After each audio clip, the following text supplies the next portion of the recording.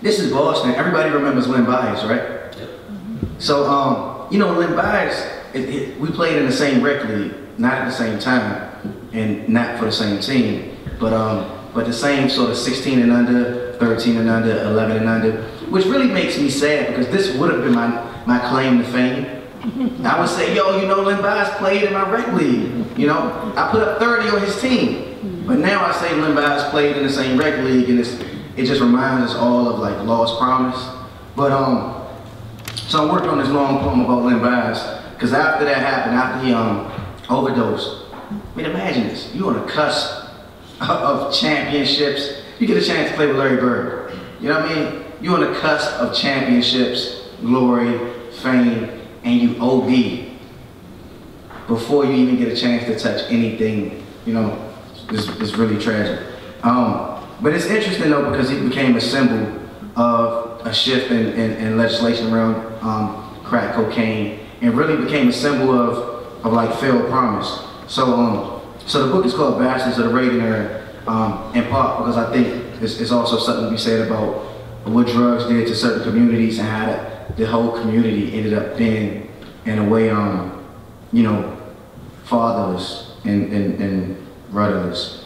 And so I'm gonna read some poems from this. The first one's called Crimson, and I wrote this when I wrote this in the same when I met Ben. Crimson. When they found his body today, all 47 of his years drowned in the pool he paid for with blood, I thought of my brother. He has life. And Rodney King's head was cracked open before a live audience. This is 1991, and the bad boys from Detroit are in the finals again, or will be when June comes around and all around me shatters.